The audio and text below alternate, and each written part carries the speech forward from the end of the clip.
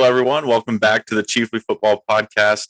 I am the underqualified host, Kinlock, and Dave is joining me today from just south of Kansas City. Today, we'll be previewing the Chiefs' Sunday night football game against the Baltimore Ravens. We'll do a brief overview of the Ravens squad and their well-documented struggles with injuries. Then we'll give our keys to victory for both the Chiefs and the Ravens, and maybe one bold prediction for this game. But before we get started, make sure you check us out on social media, Facebook, Twitter, Instagram, at Chiefly Football. Give us a follow. And if you're joining us on YouTube, please subscribe, like, and share. Also, we want to hear from you guys. So let us know what you're expecting from this week 2 game against the Ravens. And let us know what some of your predictions are for how you see this game playing out. So Dave, welcome back. Good to see you again and good to talk Chiefs one day after we just reviewed the Browns game. Always good to talk Chiefs. No doubt. Really excited. Going to Baltimore. We've owned the Ravens the last 3 seasons, the last 3 games. And we're going for the number 4. And there's a little bit of pressure on Lamar Jackson since he hasn't been able to take out the Chiefs or Patrick Mahomes. And it made me think is I remember it's got to be 20 years ago when I was working for a startup company, and our PR firm was actually in Park City, Utah, but they also had an office in Baltimore, and so they asked us to fly out to Baltimore to meet with them at that office. So we flew out to Baltimore with my 2 partners, both of us big Chiefs fans, and we ended up going to what is now M&T Stadium, and I cannot remember at all anything about the game. I'm pretty sure we lost. What year was this? And it would have been 1999. Oh, so probably. So I can't. Yeah, I don't remember. I don't remember anything about it, other than going to the stadium. I'm sure we had blue crab while we were there. But the only thing I remember from that trip is from Baltimore, we actually drove to Manhattan for another business meeting. And those days we didn't have GPS, and 3 knuckleheads driving through Manhattan. And we were running out of gas after our meeting, and we had no idea where our gas station was on Manhattan. So we were trying to get out of Manhattan, and I swear we were going to run out of gas in the Lincoln Tunnel. I could only imagine what 3 yahoos from the Midwest were doing, driving in Manhattan, running out of gas in the Lincoln Tunnel. But we made it. We made it back, and so I'm ready to talk. What's that? You're supposed to take taxis in New York, aren't you? Yeah, I don't know what. We were young and dumb, so you don't typically drive from Baltimore to New York either.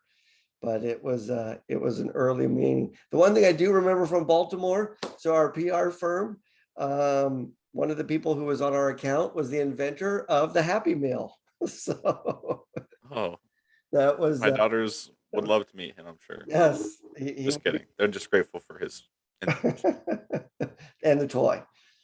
So, yes. But that's the chiefly football part. So now we're going to get to the real football part as we talk Chiefs, Baltimore Ravens, coming off playing the Cleveland Browns, launching what we initially thought was the next really tough part of the schedule. Baltimore has been decimated by injury. So, Kinlock, why don't you kind of give us an overview of this year's Baltimore Ravens, and who are they? Well, the Ravens are really a consistently great team. They've been good for probably the last 20 years. I mean, I think they won the Super Bowl in 2000, and they've been. I mean, they're a consistently great organization. They've had good coaches, consistently great teams, and even in their down years, they're still winning 9 games and always competing for the division title with the Pittsburgh Steelers. They drafted Lamar Jackson in 2018, and basically became an instant star in the NFL. He won a Heisman in Louisville, and then won the MVP of the league in 2018. Um, so I mean, his strength is running the ball. He runs like a 4.2, 4.3 40. So he's extremely fast. His arm is a bit limited. Still trying to develop that in the NFL, but his athleticism and his speed is still giving defenses problems. We saw it in the Raiders game. I mean, he was still lining people up with his legs, but they just weren't able to pull it off against the Raiders because he had 3 fumbles, and that happens when you run the ball as often as he does. Um, and they're a really run heavy team. I think that's probably the other thing that stands out about the Ravens. They love to run. They've built this offense around Lamar Jackson and set, and their offense devastated the NFL for probably the first 2 years of Lamar Jackson's career because teams weren't used to that style of offense where the quarterback is basically another running back talent with how fast he is. Um, but this season, going into this season, they were expected to be competing for the division title with the Steelers and even maybe the Cleveland Browns, but they just got ravaged by the the injury bug going into this season. They're three starting well successively starting running backs as each one got hurt. Two of them tore their ACL. One tore his Achilles. They have a cornerback, Marcus Peters, former Chief, who's a great defensive back. He tore his ACL. He tore his ACL one play after one of the running backs tore their ACLs, and they just canceled practice. Like, let's get out of here. So they were expected to be a really great team this year, but with the injuries they've had, it's going to be really tough for Lamar Jackson to keep this team competitive, especially in that AFC North division, who has the Cleveland Browns and the Pittsburgh Steelers to compete with. Well, and I know that they lost another defensive back. I don't know if he was their nickel or, but then they also lost their tackle in Monday night's game. And so, yeah, they've, just as you said, they've been devastated by that injury bug. And, we kind of got to feel sorry for him for that instance. We know what it's like. Our offensive line last year after game one was constantly in flux, and it just imploded in the Super Bowl. So talk to us. Yeah. So with the run game, they picked up several running backs. Latavius Murray, they picked up. In fact, they activated Dante. Is it Freeman? Who was the Atlanta Falcon? Yeah, Devontae Freeman. Over former Chiefs and Jets, Le'Veon Bell. So yeah. So Kinlock, with that being the case, let's stay on the offensive side of the ball. What are the Ravens going to do to be able to do, what do they have to do offensively to be in this game? Well, the most obvious thing is to keep up with the Chiefs points wise, because I don't think their defense is as good as they have been in previous years. The Ravens defense has been really good over the last couple of years. They have a really good defensive coordinator, but with the injuries that they've had, with a great name, by the way, Wink Martindale. yeah, but they just don't have the players right now. Their injuries are stacking up, and they lost a couple of players for free agency. They focused on the offseason more on building up the offense, probably to be able to keep up with the offensive firepower that the Chiefs, the Bills, the Browns have in the AFC. So it's going to be to score points, and I think the best way to do that is not turn the ball over. Lamar Jackson had 3 fumbles in that game. He lost 2 of them. And they got to score touchdowns, not kick field goals. Special teams could be a factor in this game because we have 2 of the best kickers playing in this game, Harrison Butker and Tucker. But if Tucker has a good game, if he's out there a lot, then the Ravens are not going to win this game because they need touchdowns and not field goals. And I think really the big thing, and it was the same thing that the Browns did because both of those teams are run first teams, and that's to establish the run early, be effective, and to try to get an early lead because that opens up the playbook. Lamar Jackson in this previous game against the Raiders was 10 of 18 with a passer rating of 88 on passes with straight dropbacks. But he was 9 of 12 with a passer rating of 114 on play action passes. So he's much more effective when the defense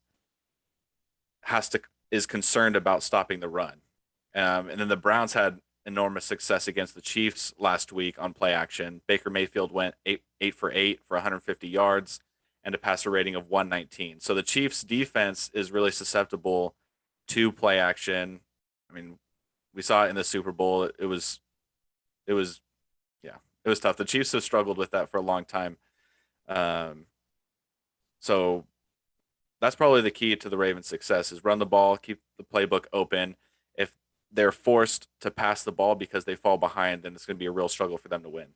And that's been their issue the last couple of years, right? That Yep. they're so dependent on getting a lead, relying on their run game, with Lamar Jackson being obviously a key component of that. But if they get down, they're not built, even now, even with that emphasis, they're still not built to throw the ball and to play catch up, even though they've added Sammy Watkins on the outside. They just upped their tight end Andrews, paid him a little bit of cash. But it still sounds the same thing. It's going to be establish the run game and play with the lead there. Yeah. What about on the flip side? So, and it'll be interesting to see, right, with that run game, what it's able to do, because just like you said, now they're on running back number 4. And you know, there's not real consistency that what Murray just got there. So same thing with Freeman. So I would guess it's going to be pretty reliant on their defense to be able to keep them into the game the way that the Chiefs were rolling last week. So what can we expect from Wink Martindale and the somewhat depleted Baltimore Raven D? Yeah, well, that's what I'm most interested to see because historically Martindale has blitzed right up there with, at the top of the league as far as frequency of blitzing. Saw And that then in Mahomes Vegas. has, that yeah, effectively ended the game with that zero coverage blitz. yeah. I mean, I don't know what they were gonna do. Yeah, who knew that Derek Carr was gonna fake that and throw a bomb touchdown? But yeah, that's always been what they've tried to do, and it's never worked against Mahomes. He's always torched them. He's always played well against the Ravens. So I don't know if he's going to stick to what he does, just because that's all he can do, or if he's going to try to do something different this time. I don't know what I would do if I was him. You are who you are, right? If that's who you are, that's who you are. I mean, right. we saw that with the Chiefs. Well, a couple of seasons ago with our defense, that regardless of what was happening, we weren't going to change. That didn't work out well as Brady picked us apart in the AFC Championship game. But one of the things that's different, and I, we've added another segment. So after this first segment of Kinlock and I talking with a preview of the Chiefs Ravens, be sure to stick around for the second segment where we actually take you to the press conferences of several of the Chiefs players and the Ravens. And in fact, we have some bites from some national pundits. And Kinlock, one of the things that Chris Sims with PFT, love listening to him, that he brought up was sometimes stats are misleading. So they talk, and he was specifically talking about Calais Campbell having multiple pressures against in the Raiders games. And he was like, that's totally misleading because those pressures were only coming on blitzes. They were not coming when they went with anything more than a 4-man rush. And his feeling was it's not going to change this week that the only chance that they have is maybe attacking a young offensive line, but they couldn't get pressure against the Raiders. Yeah, well, that's been the recipe for successful teams against the Chiefs' offense is being able to get pressure with four. The Buccaneers were able to do it. The Chargers have had success doing that, and yeah, so and that's kind of the recipe is to get pressure on Mahomes without having to sacrifice players in the secondary to cover all the weapons that the Chiefs have. I just don't think that the Ravens have as strong of a defensive line this season as they had before. And like we talked about with Martindale, he's always kind of lived with blitzing. So if he's going to keep doing that, I just think he's going to get the same results with Patrick Mahomes picking apart the defense with Tyreek Hill, or Travis Kelsey, McCole Hardman, CEH out of the backfield. I just think it's going to be tough for the Ravens to stop them if they keep doing what they're doing. Well, especially as they go man to man, right? It's with a depleted backfield. So against, yeah. So it will, yeah, I'm excited to see what happens there. But the one thing that we do know about the Ravens is that they'll be competitive. That they will definitely fight all the way to the end, even if they're overmatched and undermanned, which right now, just from a health standpoint, it looks like the Chiefs have the advantage there. Yeah, but the Ravens have. I mean, that's their culture. It's a culture of toughness, um, and fight, and they've always had that. That's what their defense has always been built on is toughness, and that's why they try to establish with their offense with running the ball all the time. Um, their head coach Harbaugh is a big motivator. That's kind of his style. He's not an offense or a defensive guy; he's a special teams guy. But that's why he's so good at what he does is because he's a big motivator. Um, and this game's at home for the Ravens Sunday night in prime time, and against the defending AFC champions. So the Game, Chiefs are definitely going to get their it's best their shot. opening game at home. Mm-hmm. And again, their fans haven't been in the stadium for a year as well. So they're counting on that home field advantage from, I think they're Flock Nation. I think that's what they call it's Flock something. So purple flock, I don't know. I have to revisit it. So all right, so we kind of, you gave us good insight on what the Ravens need to do and what, to execute. What are the Kansas City Chiefs? So kind of give us an overview of where they are right now. Yeah, so the Chiefs offense I think is in a really good spot. They played well against the Browns. I think they settled a couple times for field goals, but I mean, it was penalties that are kind of uncharacteristic of the Chiefs in general, but I think they were also just the offensive line still trying to come together.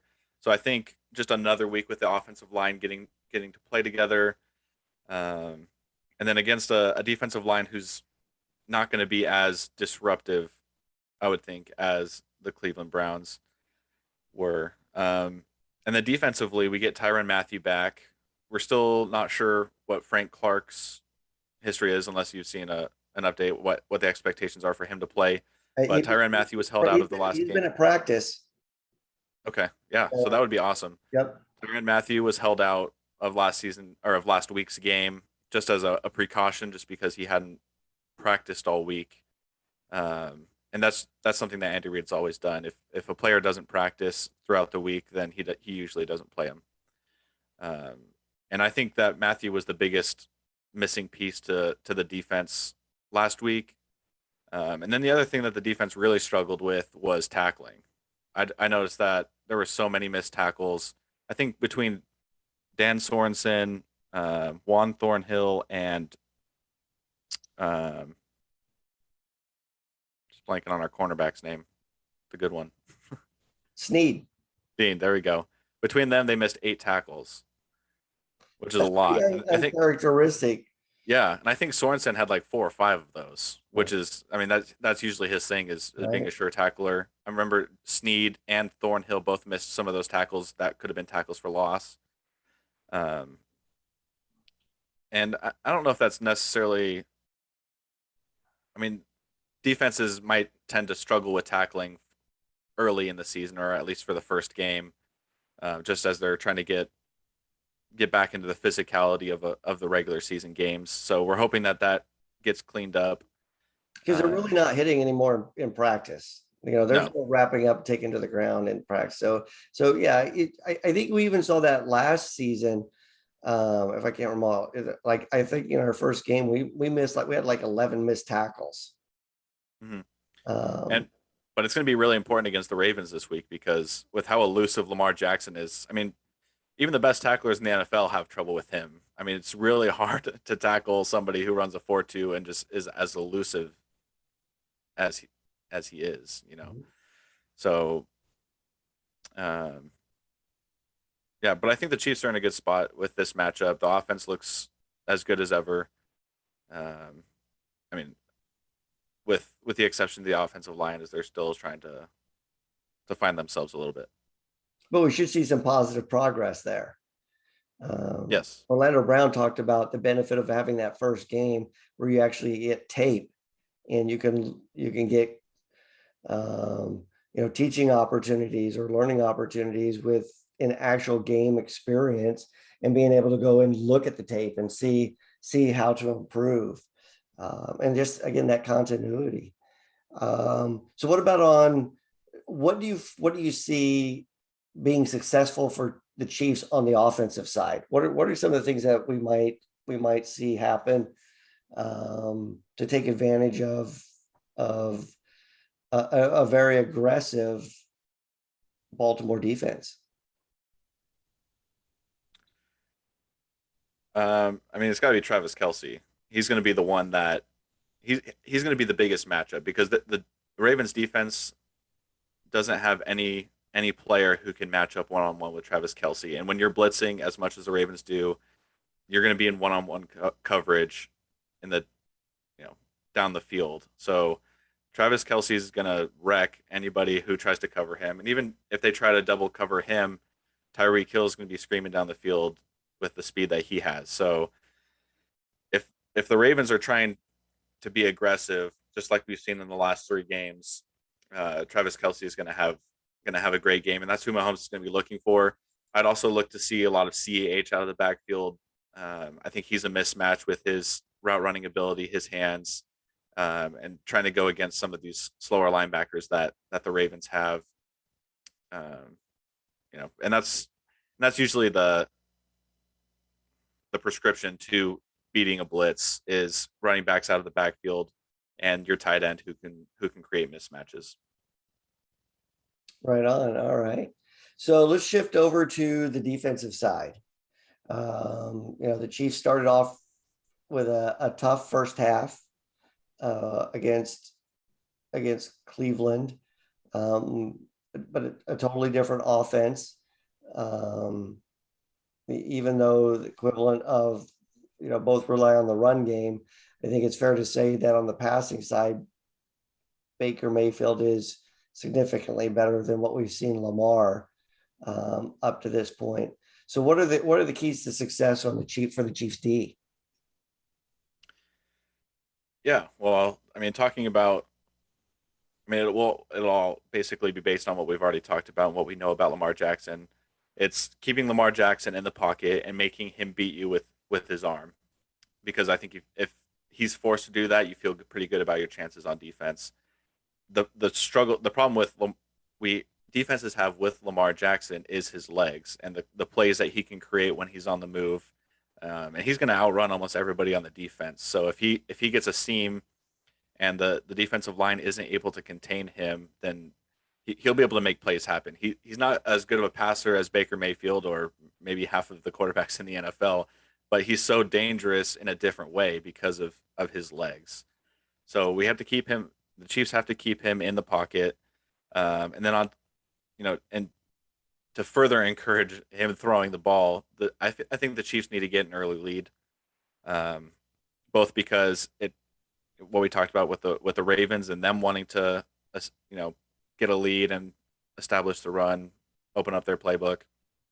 If the Chiefs get a lead and the Ravens have to play catch up, they're going to have to throw the ball more, and that just plays into to what the Chiefs are going to want from that game. And then the last thing, and Dave, you and I talked about it as we reviewed the Browns game in the last podcast, and maybe I went off a little bit too long on it, but I really want to see the Chiefs uh, on the offensive side of the ball once we have a lead, and I expect us to have a lead for most of the game, is to keep it in third gear and you know be able to continue to dominate on offense. Maybe not necessarily scoring in 2 or 3 plays or in 5 plays, but maintaining long drives that drain the clock and that keep the Ravens from getting opportunities to come back.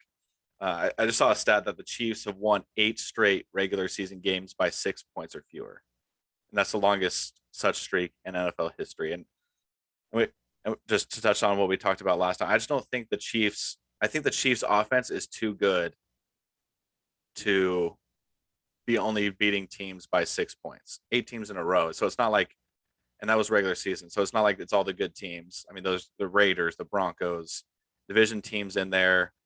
Um, so I really want to see this team in this game and in this season to be able to put teams away by keeping pressure on them with offense. Well, yeah, especially if they're depleted. The other advantage, if you get off to that early start or early lead, is you take the crowd out of it. So as soon as they kind of lose that home field advantage, that would play into the Chiefs' hands as well.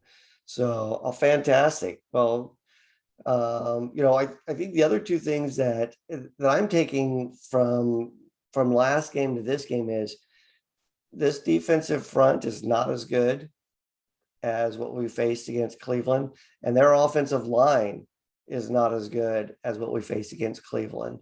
So, to your point, this should be a game that we should get out in front and be able to extend a lead and really kind of pile on all the issues that the Ravens are dealing with injuries on both sides of the ball. And maybe not as talented as they've been in the past, especially on the defensive side. So with that being said, let's pull out the crystal ball and tell us how you see this playing out.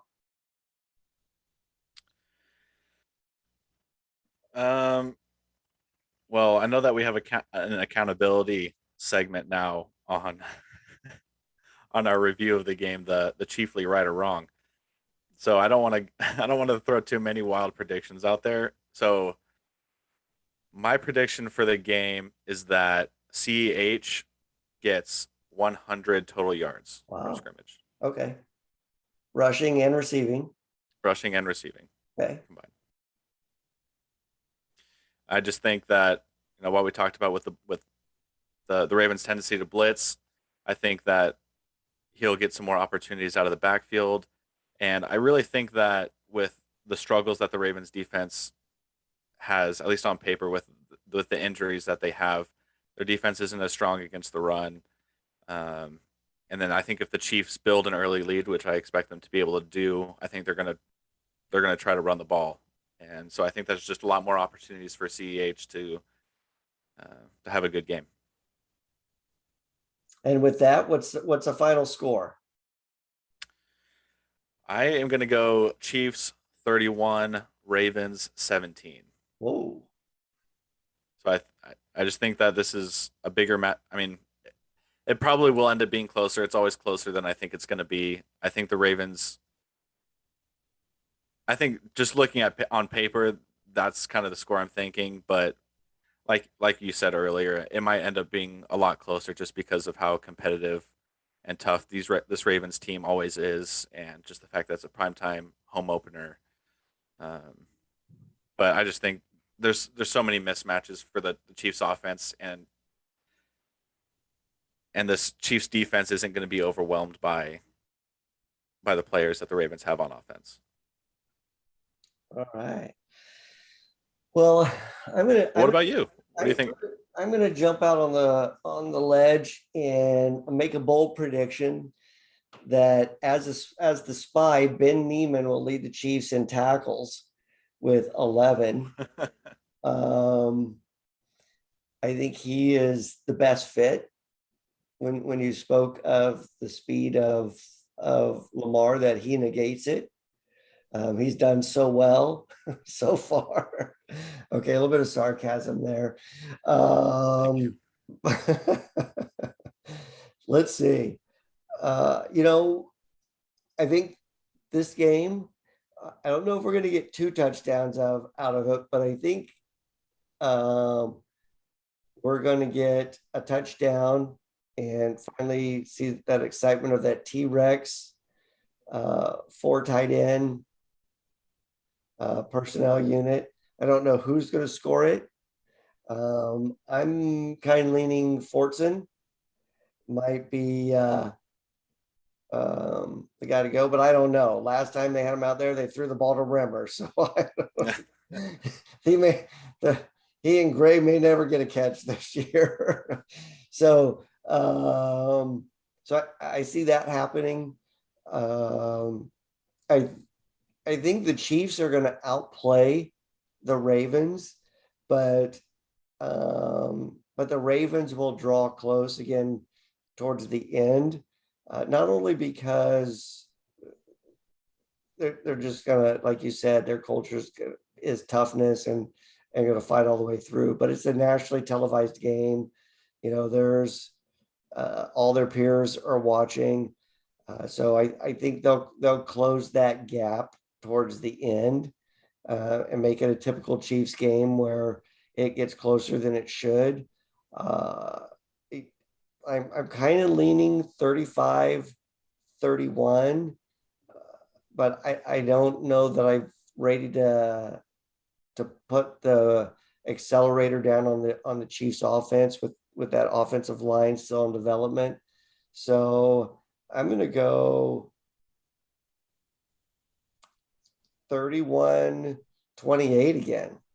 I'm gonna, even though it's a field goal difference, it'll be just like a trash touchdown with no time left. So it won't be that close per se until right at the end. Yeah, well, I think over the last 4 games, the Chiefs are averaging about 33 points against the Ravens. So I think that's the right range to be in, those early to mid 30s.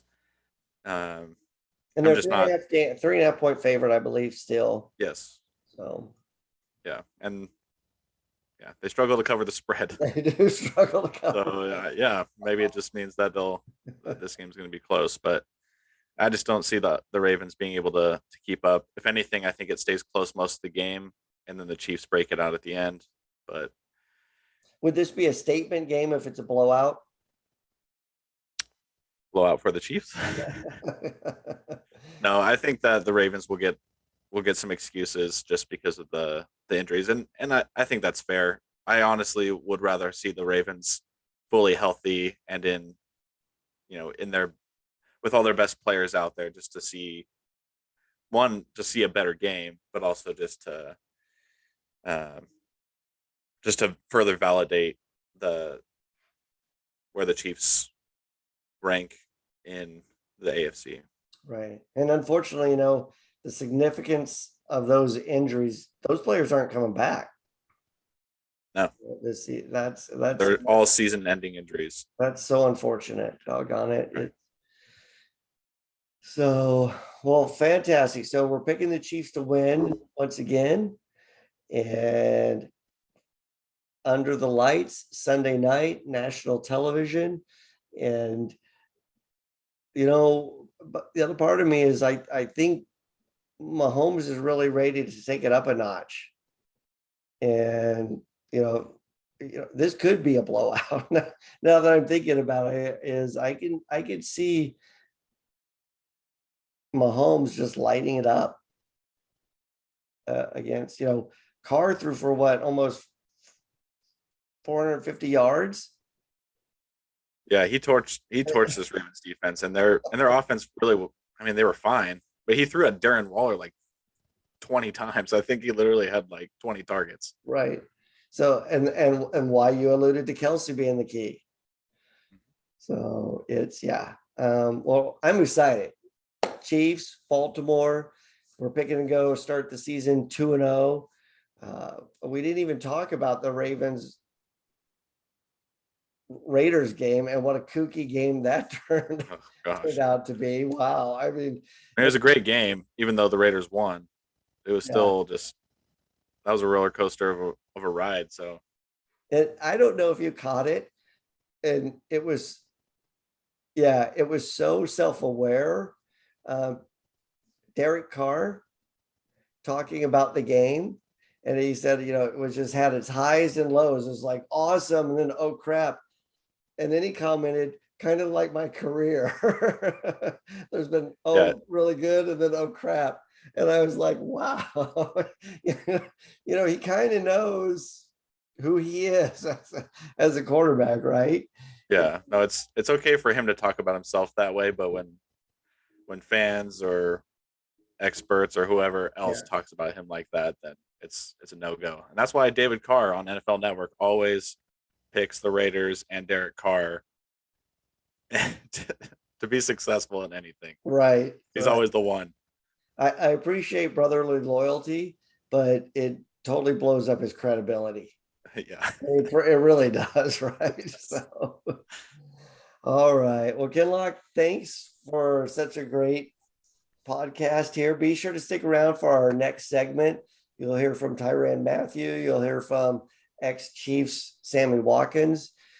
Coach Bieniemy has some real good stuff, and maybe you'll even find out whether he's considering the USC job or not. So, Kinlock, I'll turn it back over to you. Well, yeah. Thanks, Dave. Really appreciate you taking the time to talk more Chiefs. But I also really want to hear from our listeners and our followers. So let us know in the comments and on social media what your takeaways um, were from this past week's games, and really what you're looking forward to for the Ravens games. If you guys have any big predictions and kind of how you expect the game to go, and then hit us with your score predictions. Dave pretty much nailed his prediction last week. It'll be interesting to see if you can nail it 2 weeks in a row with almost the same prediction. But again, thanks for joining us today on the Chiefly Football Podcast. So signing off for Dave, I'm Kinlock, and we'll talk to you guys later. Have a great night.